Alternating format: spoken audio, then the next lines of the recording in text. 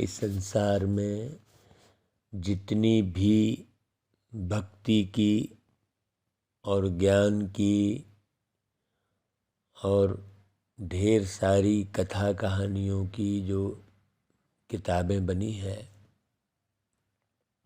उसमें मनुष्यों ने भगवान की कहानी भी अपनी जीवन कहानी के जैसे बना दी है, जबकि भगवान कभी मरते ही नहीं हैं। एक बात बड़ी गहरे से समझने की है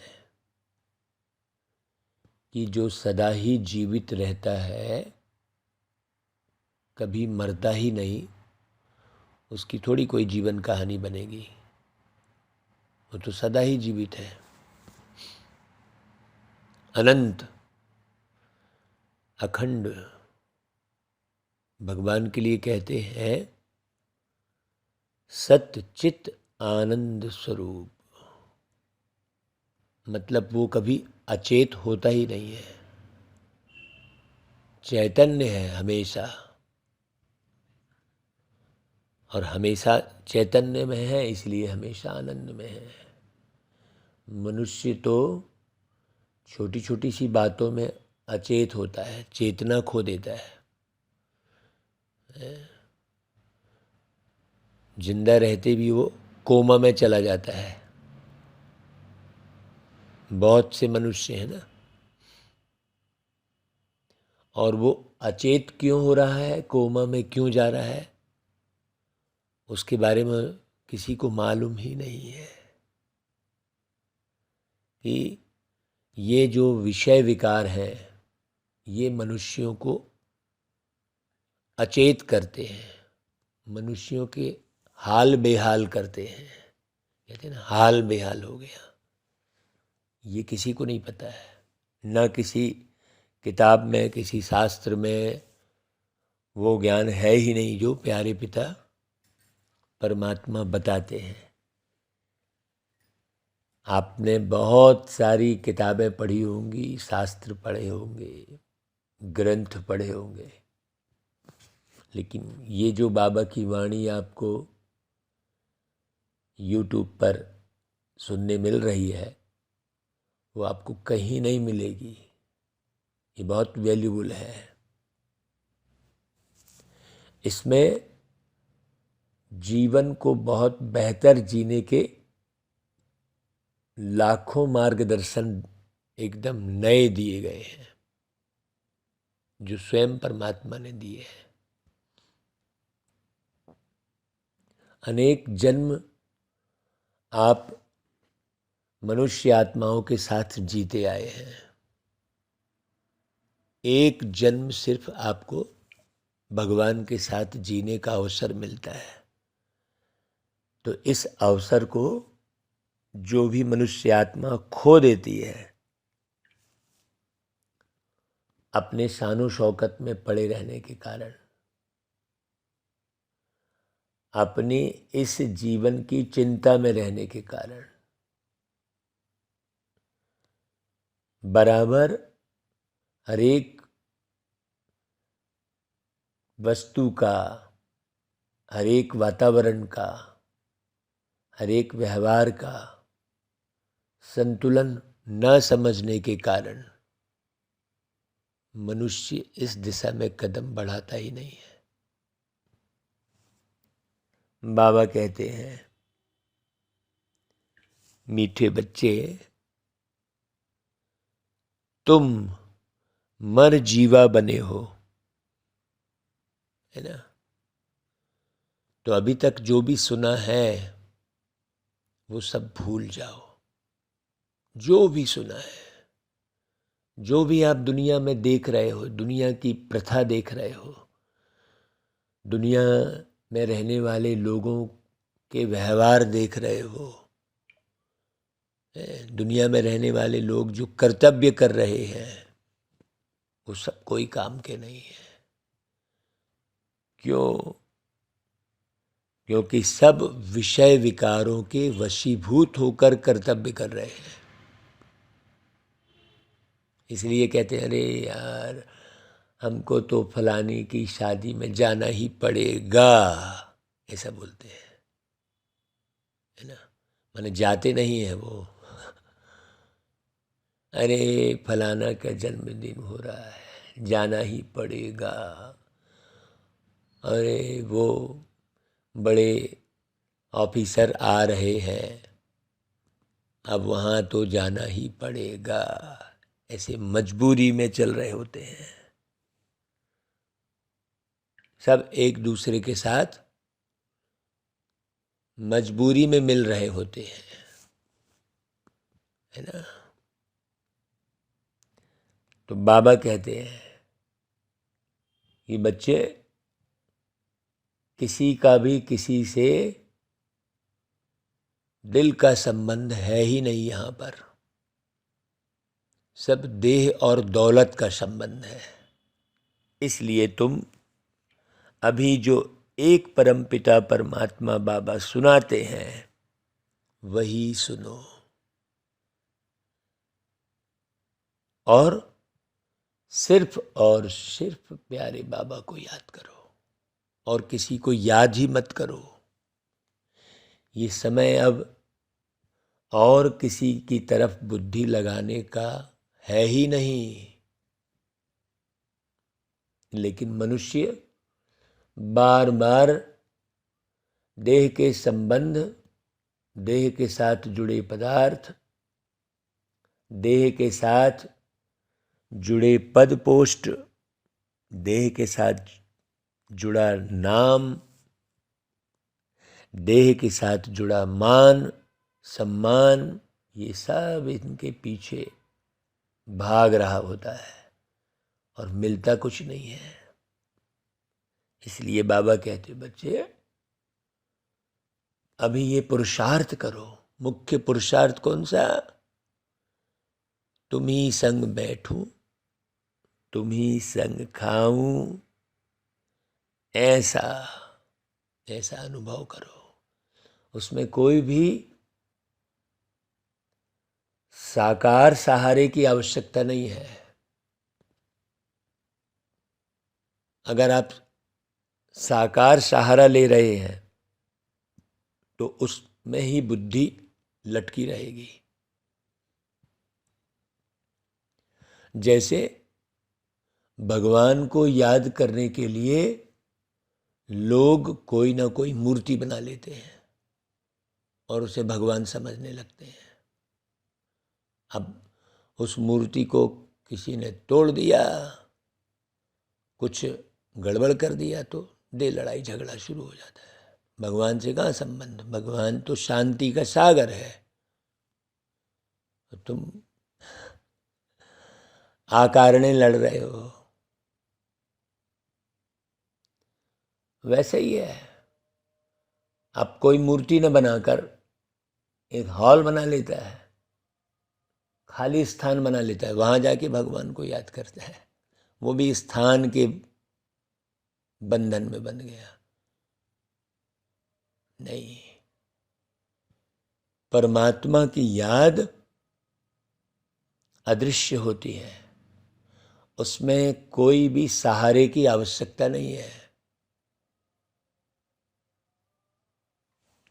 ये सब बड़ी गहरे समझने की बातें हैं।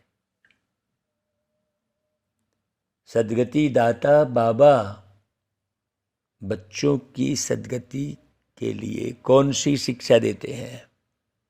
यही, इसी में सद्गति है।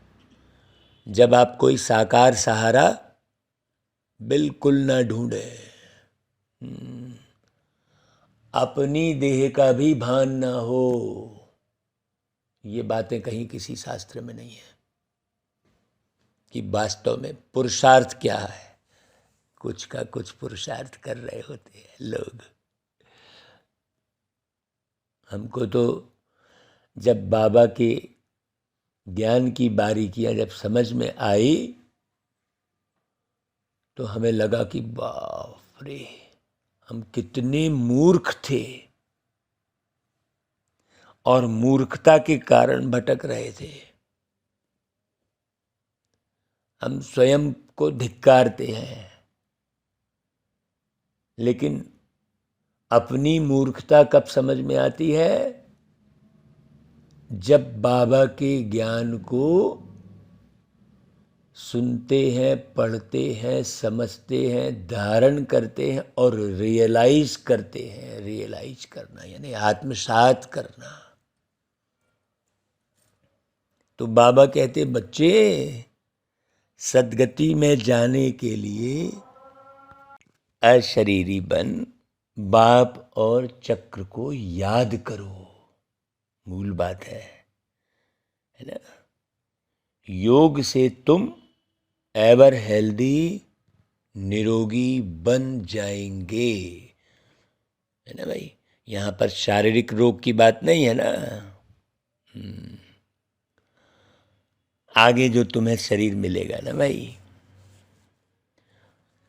हाँ, और जो मनुष्य आत्मा के अंदर जो रोग लगे हैं, उस रोग के बारे में तो कोई जानता ही नहीं है।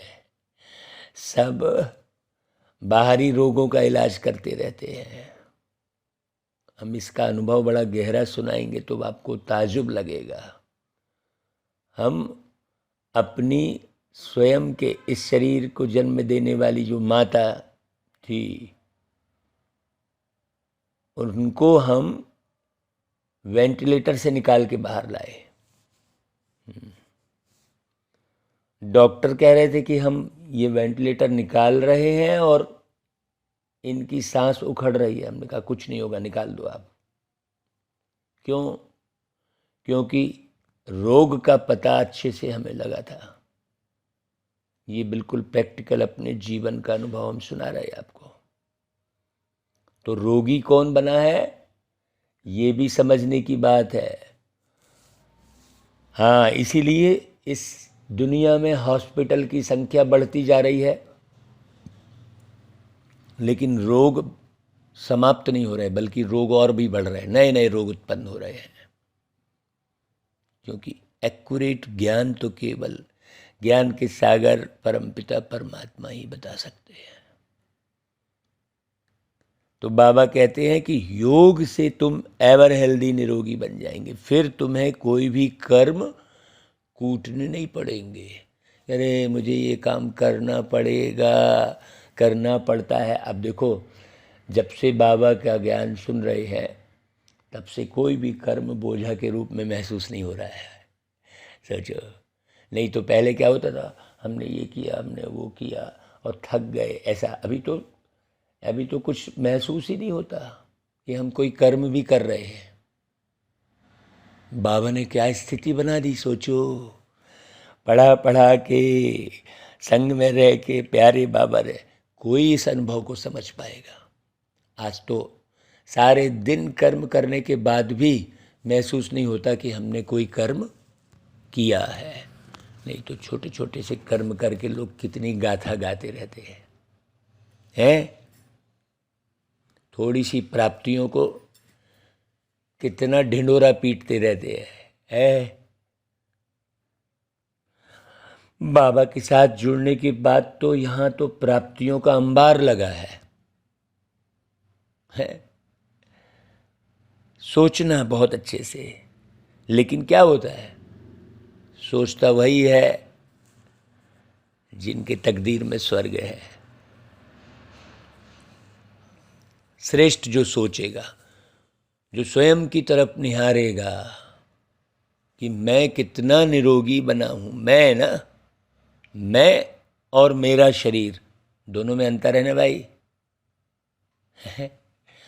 भाई शरीर तो मनुष्यों के व्यवहार, मनुष्यों की अज्ञानता के कारण शरीर तो आप यहाँ स्वस्थ रख ही नहीं सकते। इस दुनिया में आप चाहे कैसा भी कर लो, आप शरीर को स्वस्थ रख ही नहीं सकते। बात तो स्वयं को स्वस्थ रखने की है। तो वो स्वयं मैं कौन, यही मुख्य ज्ञान है। तो जिनकी तकदीर में स्वर्ग के सुख नहीं है, उनकी निशानी क्या होगी भाई? वह ज्ञान सुनने के लिए कहेंगे भाई हमारे पास फुर्सत ही नहीं है, क्या करें, टाइम ही नहीं मिलता है। और हमारे पास कहाँ से टाइम निकल आ रहा है? क्यों? क्योंकि हम कर्म कूटना बंद कर दिए। तो थकान की महसूसता ही नहीं होती कि मैं थोड़ी थकता हूँ, शरीर थक गया, इसको डाल दो गैरेज में, 6x3 की खटिया इसका गैरेज है। भाई एक ड्राइवर है, वो सारा समय गाड़ी में ही रहेगा तो थकेगा ना। रात हुई तो गाड़ी से उतर के वो क्या करता है? घर जाता है। तो तुम भी इस शरीर रूपी गाड़ी के ड्राइवर हो। इससे उतरकर घर कहाँ पर है ये भी जानकारी रहे ना। तो इससे उतर के घर जाना है हमको। लेकिन वो सारा समय कर्म कर रहे होते हैं, सोने के बाद भी कर्म कर रहे होते हैं, करते हैं ना। तो वो कहेंगे फुर्सत नहीं है, वो कभी ब्राह्मण कुल के भांति नहीं बनेंगे। हाँ, वो दूरी बना के रखेंगे ब्राह्मण कुल से। उन्हें पता ही नहीं पड़ेगा कि भगवान भी किसी रूप में कभी आते हैं। हाँ, वो तो अवतार लेते हैं, ये करते हैं, ऐसा। वो गीत है ना भाई, तुम्हारे बुलाने को जी चाहता है, ऐसा कुछ है ना भाई। आप सुनना इसको। ओम शांति। भगवान बैठ भक्तों को समझाते हैं, है ना, जो जन्म जन्मांतर के भक्त हैं। ये नई बात सुनना अच्छे से। और भक्त हैं भगवान के बच्चे, सभी हैं भक्त। बाकी भगवान तो केवल एक ही है। अभी लोग कहते सब भगवान हैं। अब भाई सब भगवान है तो फिर भक्त कौन है?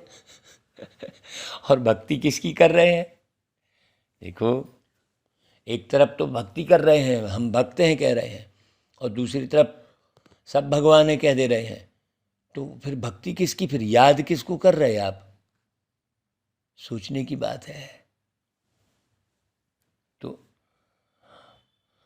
भक्त हैं सब और बाप है एक। तो बच्चे चाहते हैं कि भाई एक जन्म तो बाप के साथ भी रहकर देखें, इसलिए भागते रहते हैं, ढूंढते हैं भगवान को। भाई देवताओं से भी बहुत जन्म बीते, आसुरी संप्रदाय के साथ भी बहुत जन्म बीते हैं। इसीलिए देखो, घर गृहस्थ रहते हुए भी मनुष्य भगवान को ढूंढने इधर उधर जाते हैं ना भाई, कि यार मिल जाते हमको भगवान, दर्शन हो जाते। जब सब में भगवान है तो हे प्रभु मुझे दर्शन दे दो, ये क्यों बोल रहे हो? सोचने की बात है।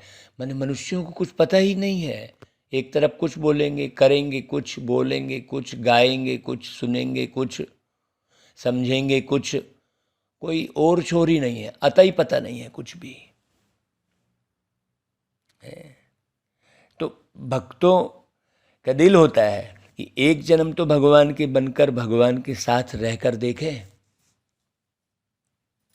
अभी तुम भगवान के बने हो, है भगवान के बने माना मर जीवा बने हो, है ना भाई। क्योंकि भगवान तो अशरीरी है ना भाई। तो भगवान के साथ रहते हो। मर जीवा मतलब, मर जीवा का अर्थ क्या हुआ भाई? है भाई, जो शरीर के भान में है, हमेशा शरीर की स्मृति में है, वो तो मरा ही हुआ है ना। क्योंकि शरीर से आत्मा अर्थात व्यक्ति अर्थात तुम शरीर से निकले, तो ये शरीर क्या है? सब है ना, मरा हुआ कहेंगे ना। तो यदि आप पूरे समय शरीर के भान में हो तो जिंदा कहाँ हो आप? सोचो। तो यह जो अमूल्य जीवन है, अंतिम जीवन, इसमें तुम परमपिता परमात्मा के साथ रहते हो। इसलिए गायन है ना भाई, तुम ही से खाऊं, तुम ही से बैठूं, तुम ही से सुनूं, और किसी की सुनूं ही नहीं मैं। लेकिन आप ढेर सुनते हो। नहीं, जो मरजीवा बनते हैं उनके लिए यह जन्म साथ रहना होता है। माना जीते जी इस दुनिया के हर वातावरण से, हर प्रथाओं से, हर कथा से परे। तो यह एक ही है ऊंचे से ऊंचा जन्म। और प्यारे पिता परमात्मा भी पूरे चक्र में, इसलिए कहा बाबा ने कि बाबा को याद करो और चक्र को याद करो। ये चक्र समझ में आना चाहिए। जैसे सप्ताह का चक्र होता है तो हफ्ते में एक दिन छुट्टी मिलती है,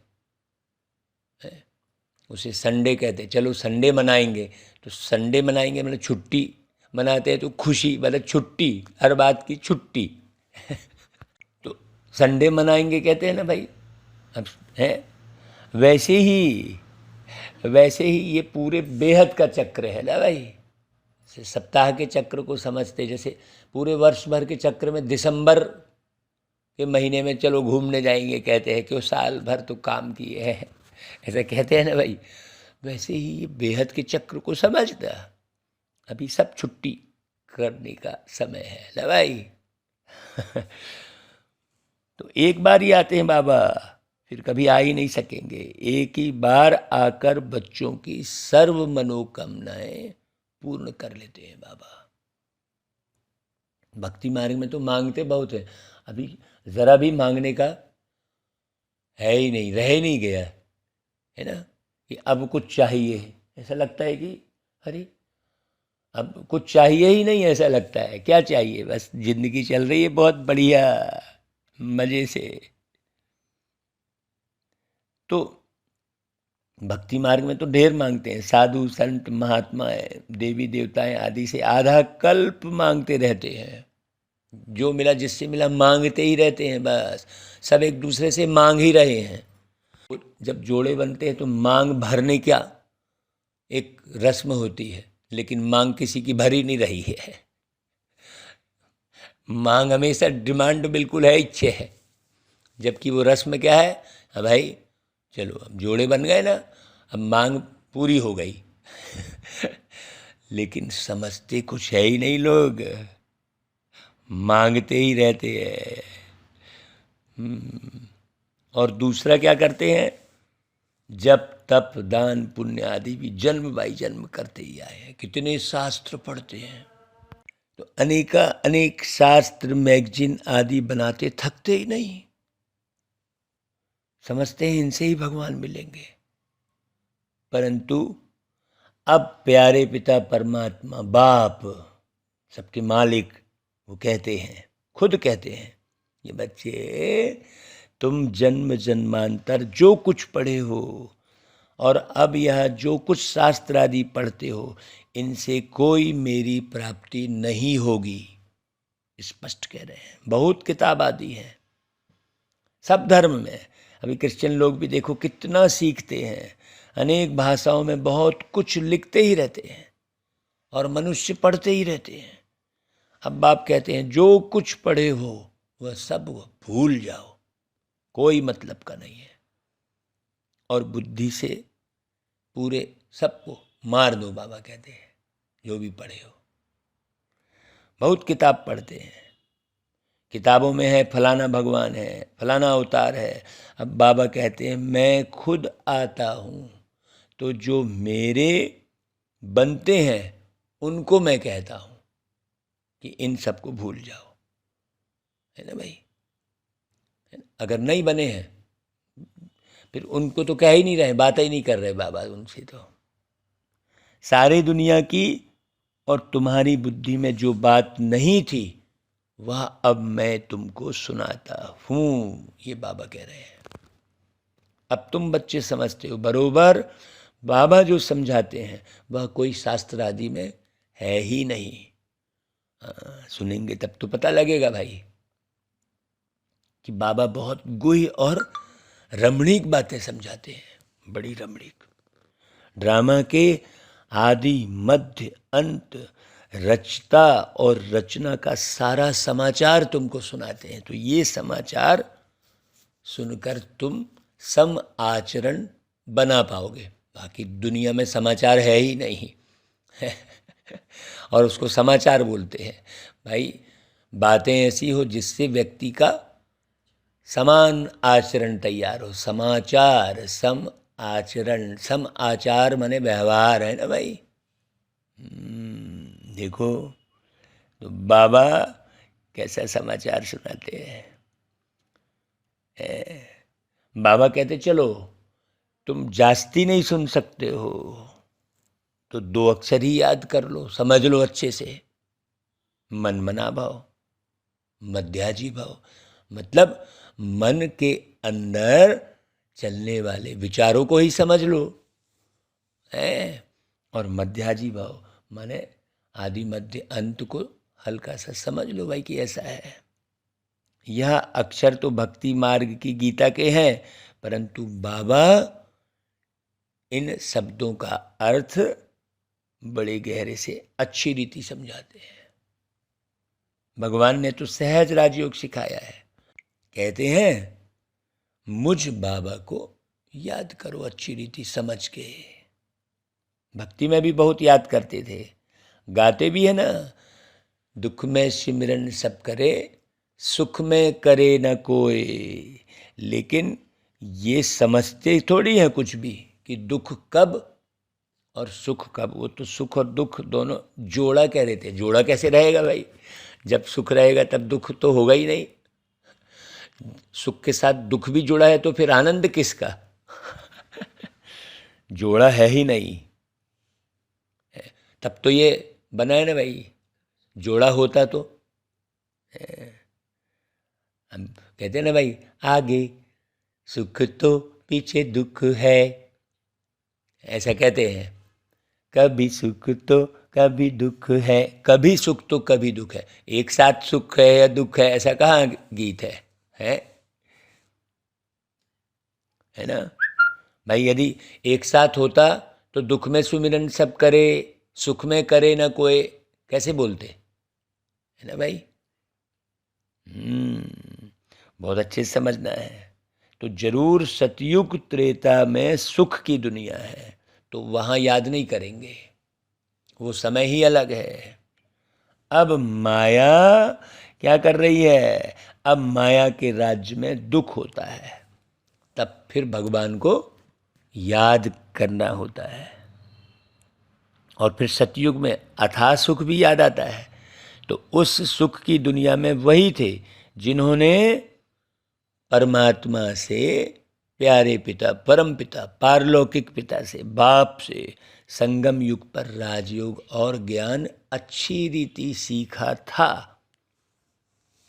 बच्चों में भी देखो है कैसे अनपढ़ है, उन्हों के लिए तो और ही अच्छा है जो पढ़े नहीं है, क्योंकि कहाँ भी बुद्धि जाती ही नहीं है। यहाँ तो सिर्फ चुप रहना है, अंदर मुख से भी कुछ नहीं कहना है, सिर्फ बाबा को याद करते रहो तो विकर्म विनाश होंगे, है ना। मन ही मन में आपसे मुलाकात करते हैं, चुप रह के चुप रह के चुप रह के बाबा आपसे हम सिर्फ बात करते हैं। और चुप रह के बाबा आपको हम सिर्फ याद करते हैं।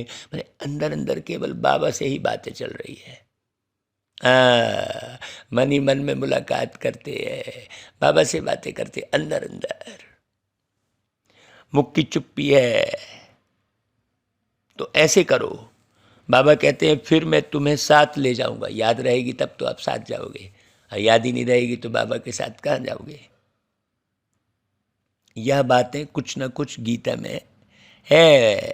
प्राचीन भारत का धर्मशास्त्र है ही एक, यही भारत नया था, अब पुराना हुआ है। शास्त्र तो एक ही होगा ना भाई। जैसे बाइबिल एक है, जब से क्रिश्चियन धर्म स्थापन हुआ है तो अंत तक उनका शास्त्र एक ही है। क्राइस्ट की भी बहुत महिमा करते हैं, कहते हैं उसने पीस स्थापन की, ऐसा कहते हैं। अब उसने आकर क्रिश्चियन धर्म की स्थापना की, उसमें पीस की तो बात ही नहीं है। सोचो, जो आते हैं उनकी महिमा करते रहते हैं। क्यों? क्योंकि अपनी महिमा को भूले हुए हैं। इसलिए सब पूर्वजों की महिमा में लगे रहते हैं। बस भाई मैं कौन ये पता ही नहीं। भाई जीना तो तुमको अपना जीवन जीना है। जो जी के चले गए, उन केवल उनकी महिमा गाते रहने से तुम्हारा जीवन थोड़ी बढ़िया हो जाएगा। तो बौद्ध, क्रिश्चियन आदि अपने धर्म को छोड़ औरों की महिमा नहीं करेंगे। भारतवासियों का अपना धर्म तो है ही नहीं, ये पता ही नहीं है। यह भी ड्रामा में नूदा हुआ है। जब बिल्कुल ही नास्तिक बन जाते हैं तभी फिर बाप आते हैं। बाप समझाते हैं, बच्चे स्कूलों में आदि में जो किताबें पढ़ाई जाती हैं उनमें फिर भी तो एम ऑब्जेक्ट है, फायदा है, कमाई होती है, मर्तबा मिलता है। बाकी शास्त्र आदि जो पढ़ते हैं उसको अंधश्रद्धा कहा जाता है। पढ़ाई को कभी भी अंधश्रद्धा नहीं कहेंगे। लोग कहते हैं ना भाई, अरे भटक रहे हैं, बस ऐसे नहीं कि अंधश्रद्धा से पढ़ते हैं। पढ़ाई से बैरिस्टर, इंजीनियर आदि बनते हैं, उसको अंधश्रद्धा कैसे कहेंगे भाई? यहाँ पर अंधश्रद्धा शब्द है कि नहीं? आखिर भक्ति में अंधश्रद्धा शब्द है ना भाई। हाँ, यह भी पाठशाला है। यह कोई ऐसा माना जो कोई सत्संग जैसा प्रवचन नहीं है। ये है कोई सत्संग प्रवचन नहीं है। ये लिखा ही है ईश्वरी विश्वविद्यालय, विद्यालय शब्द लिखा है तो समझना चाहिए जरूर ईश्वर का बहुत भारी विद्यालय होगा। सो भी विश्व के लिए है, विश्वविद्यालय है। सभी को पैगाम भी देना है, सबके लिए है। धार्मिक विद्यालय नहीं है, कोई सामाजिक विद्यालय नहीं है, किसी पार्टिकुलर समाज का, किसी धर्म का विद्यालय नहीं है। ये ईश्वर का विद्यालय है। ईश्वर धर्म और समाज से परे है भाई, समझने की जरूरत है। तो सभी को पैगाम देना है कि देह सहित सभी धर्मों को छोड़ अपने स्वधर्म में टिको, फिर अपने बाप को याद करो तो अंतमति सो गति हो जाएगी। मुख्य बात है ये, क्योंकि सबको तो जाना ही है ना भाई, कोई यहाँ तो रहता नहीं है। हर कोई आता है, आके चला जाता है, कोई न ठहरा यहाँ, न ठहर पाता है। सोचो, चाहे कितना भी बड़ा हो, कोई रुकता है क्या यहाँ? अभी बोल रहे थे, अभी पद में थे, अभी कुर्सी में थे, अभी ये मांग रहे थे, वो मांग रहे थे, अभी चल दिए, जा हो गया। तो ये ईश्वर का विद्यालय है, समझना चाहिए। सबको पैगाम देना चाहिए। अपना चार्ट लिखना है, कितना समय हम योग में रहते हैं, है ना भाई? नहीं तो सारे समय नासमझी करते रहते हैं ना। कितना समय हम समझ के काम किए। अभी ये गौर करना कि कब कब हम नासमझी का काम किए, है ना भाई?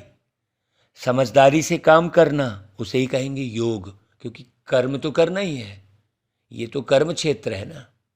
लेकिन मनुष्य ने कर्मों के गति को, कर्मों की फिलॉसफी को सही न समझने के कारण कर्म क्षेत्र को कुरुक्षेत्र बना लिया, युद्ध का मैदान बना लिया।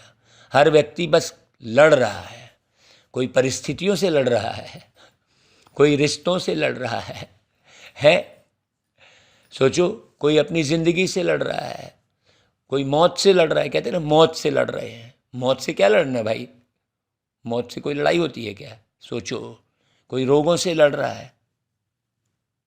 हर एक व्यक्ति यहाँ लड़ रहा है ना। सोचो, बहुत गहरी बात समझने की है। तो योग में जो रहोगे तो चार्ट लिखना है, कितना समय हम योग में रहते हैं, माने समझ युक्त जीवन जी रहे हैं, कितने समय हम बार बार भूल कर रहे हैं, कहाँ कहाँ कर रहे हैं। ऐसे नहीं हर एक रेगुलर चार्ट लिखेंगे, नहीं, थक जाते हैं। वास्तव में क्या करना है, रोज अपना मुख आईने में देखना है तो पता पड़ेगा कि हम लक्ष्मी को व सीता को वरने लायक हैं, वह प्रजा में चले जाएंगे। ये बात है।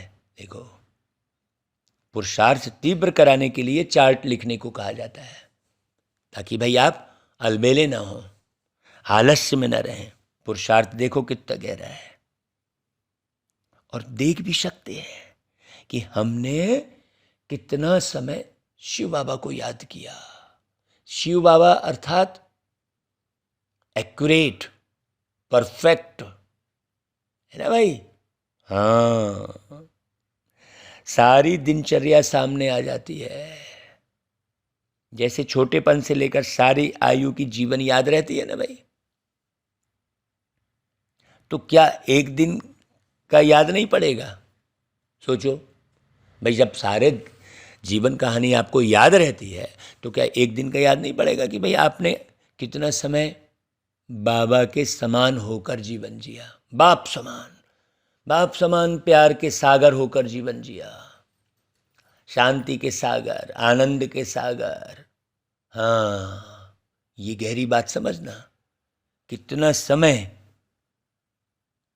सोचो, देखना है कि हम बाबा को और चक्र को कितना समय याद करते हैं। चक्र को समझना, माने चक्र को समझने का अर्थ क्या है भाई। आदि में आप क्या थे?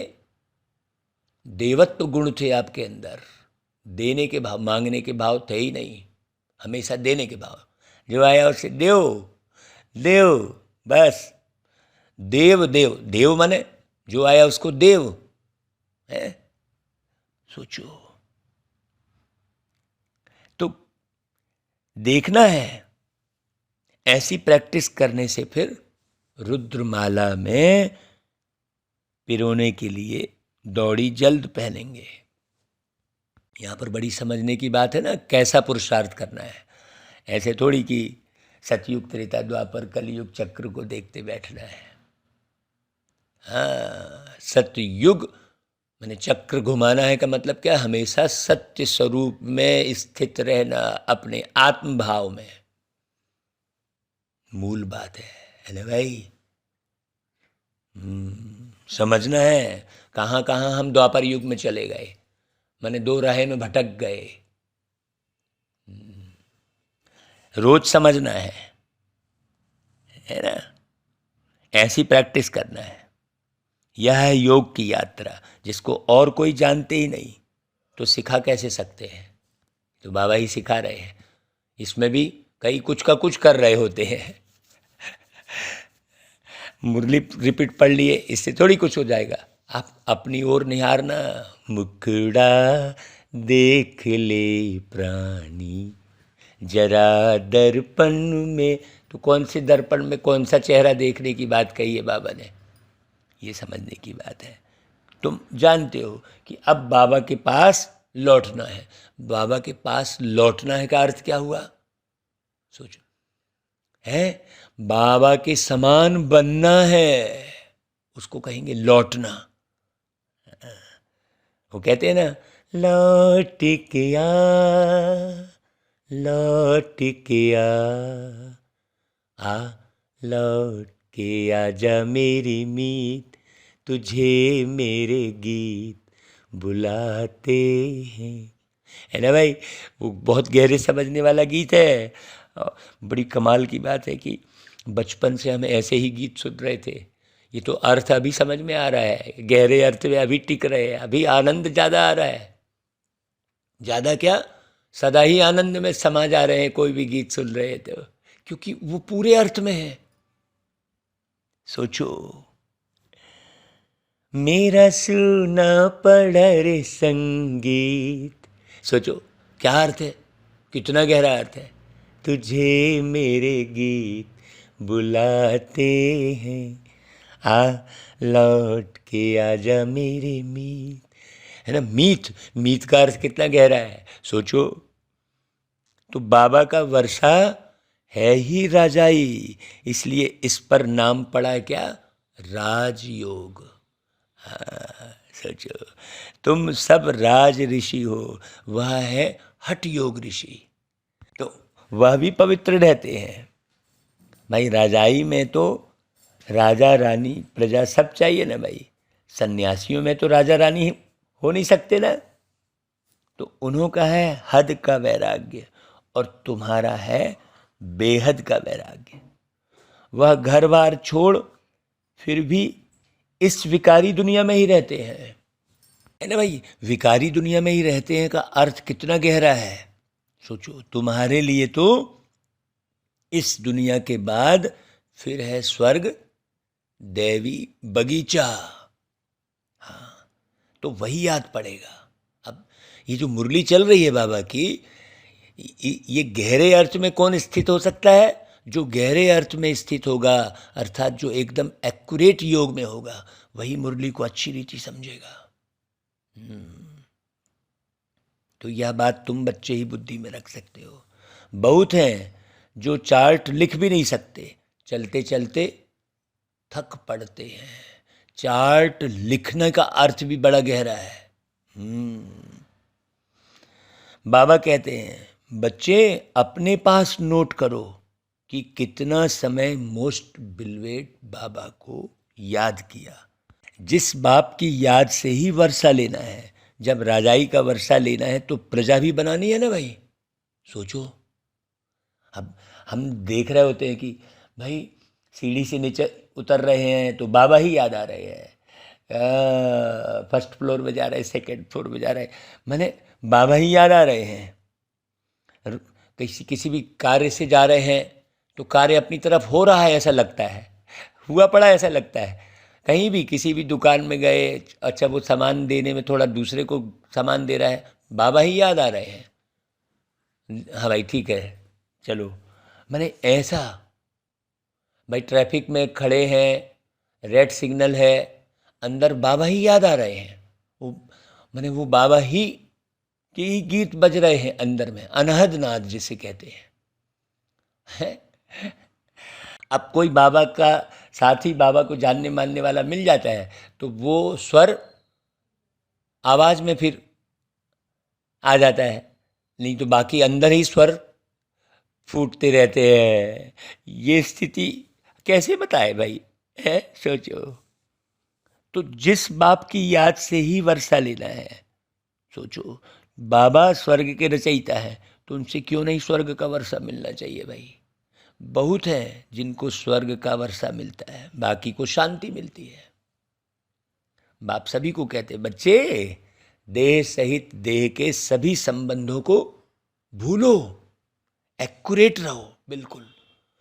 तुम अशरीरी आए थे, 84 जन्म तुमने भोगे, अब फिर अशरीरी बनो। मूल बात क्रिश्चियन धर्म वालों को भी कहेंगे, तुम क्राइस्ट के पिछाड़ी आए हो, तुम भी बगैर शरीर आए थे, यहां शरीर लेकर पाठ बजाया। अब तुम्हारा भी पाठ पूरा होता है, कलयुग का अंत आ गया है। अब तुम बाप को याद करो। मुक्ति धाम वाले सुनकर बहुत खुश होंगे, वह चाहते ही मुक्ति है, समझते हैं जीवन मुक्ति अर्थात सुख पाकर फिर भी तो दुख में ही आएंगे, इससे तो मुक्ति ही अच्छी। सेवा देखो ऐसी करनी है। यह नहीं जानते कि सुख तो बहुत है, हम आत्माएं परम धाम में बाप के साथ रहने वाली है। ये कहाँ हम किसी से भी मिलते हैं तो देखते हैं अरे बाबा हीरा ही हुआ है पूरा, मैंने पता लगता है ना, क्योंकि वही मुझे लगता है जब भी किसी से मिलता हूँ, इसको वहाँ याद कहाँ होगा कि भाई मुझे परम धाम भी जाना है। कहते हैं बाप आकर सभी मैसेंजर को भेजते हैं, वास्तव में कोई भेजता थोड़ी है भाई, कोई भेजता नहीं है, यह तो सब ड्रामा बना हुआ है। हम तो सारे ड्रामा को जान गए हैं। तुम बच्चों की बुद्धि में बाप और चक्र याद है, तो तुम चक्रवर्ती राजा अवश्य बनेंगे। मनुष्य तो समझते हैं यहाँ दुख बहुत है, इसलिए मुक्ति चाहते हैं। या दो अक्षर गति और सदगति, ये चले आते हैं ना भाई, परंतु इनका अर्थ कोई भी नहीं जानते कि गति किसको कह रहे हैं और सदगति किसको कह रहे हैं। तुम बच्चे जानते हो कि सबका सदगति दाता एक परमात्मा ही है, बाकी सब पतित है। दुनिया ही सारी पतित है। इन अक्षरों पर भी कोई कोई बिगड़ते हैं। जैसे कहेंगे सब पतित है, तो बाप कहते हैं इस शरीर को भूल जाओ भाई, है ना। तुम अशरीरी आए थे, अब भी अशरीरी होकर मेरे साथ चलना है। इसको नॉलेज अथवा शिक्षा कहा जाता है। इस शिक्षा से ही सदगति होती है, अशरीरी होने की शिक्षा। योग से तुम एवर हेल्दी बनते हो। तुम सतयुग में बहुत सुखी थे, कोई चीज की कमी थी ही नहीं, दुख देने वाला कोई विकार था ही नहीं। दुख देने वाले विकार को तुम समझो अच्छे से। मोहजीत राजा की कथा भी सुनाते हैं ना।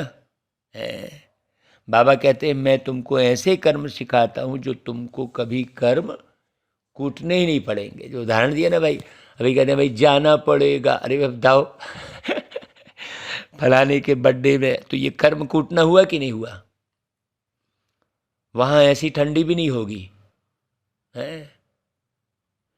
अभी तो 5 तत्व भी पूरे तमो प्रधान है। कभी बहुत गर्मी, अब सवेरे देखो तो गर्मी लगेगी मान लो, शाम को देखो तो एकदम ठंडी, कभी बहुत ठंडी। वहाँ ऐसी आपदाएं होती ही नहीं, सदैव बसंत ऋतु रहती है। पतझड़ सावन बसंत बहार, एक बरस के मौसम चार, मौसम चार, पांचवा मौसम प्यार का इंतजार। सोचो वो पांचवा मौसम कौन सा है? बेहद की बात है ये। पांचवा मौसम ये संगम युग है। इसी संगम युग का ही इंतजार रहता है कि बाबा आएंगे, मिलेंगे।